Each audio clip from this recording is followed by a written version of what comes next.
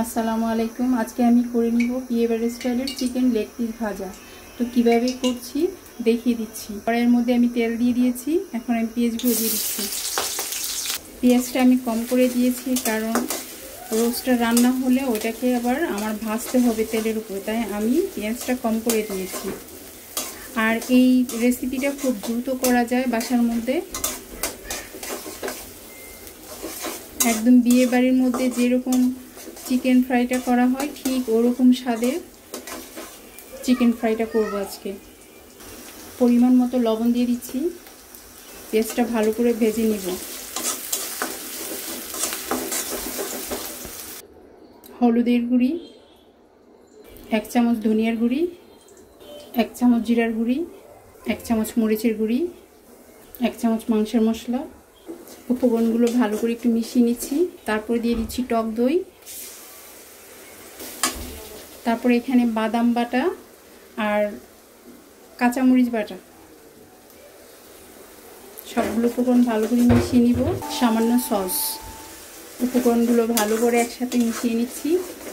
মশলাগুলো কষানো হয়ে গেছে, এখন আমি মাংসের পিসগুলো দিয়ে দিব। মাংসের পিসগুলো আগে থেকে রসুন বাটা আদা বাটা দিয়ে মিশিয়ে রেখেছিলাম, এখন দিয়ে দিচ্ছি। আমি কিন্তু পিসগুলোকে ভাজিনি, ভালো করে মশলাগুলোর সাথে মিশিয়ে নিচ্ছি। মাংসটা সিদ্ধ হওয়ার জন্য আমি পানি দিয়ে দিচ্ছি, ঢাকনা দিয়ে দিচ্ছি। বলক এসে গেছে, এখন উল্টিয়ে দিব। মাংসটা সিদ্ধ হয়ে আসছে আর ঝোলটা একেবারে শুকিয়ে নিব, একদম ঝোলটা যেন মাংসগুলোর গায়ে গায়ে লেগে যায়। একদম রোস্টটা পারফেক্ট হয়ে গেছে। এখন আমি এটা নামিয়ে আবার ভাজতে হবে, একটু ঠান্ডা হওয়ার জন্য রেখে দিব।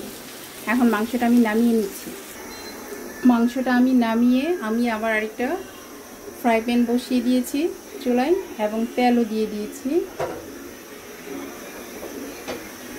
আর এখানে বিস্কিটের গুঁড়া করে নিয়েছি। বিস্কিটের গুঁড়ার উপর এটা এভাবে চেপে চেপে নেব। চেপে চেপে আমি এটাকে একদম মুড়িয়ে নিচ্ছি, তারপরে ভালো করে ভেজে নিব। আর এটাই হয়ে যাবে বিয়েবাড়ি স্টাইলের লেগ পিস চিকেন ভাজা। একদম আমার এটা মাখা হয়ে গেছে। ভাজার জন্য দিয়ে দিচ্ছি চিকেন পিসগুলো, দুটি দুটি পিস করে ভেজে দিব। এখন উল্টিয়ে দিব।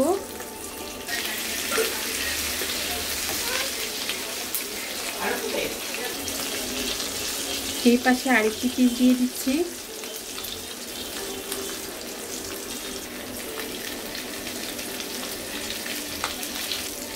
পিসটা উল্টিয়ে দিও।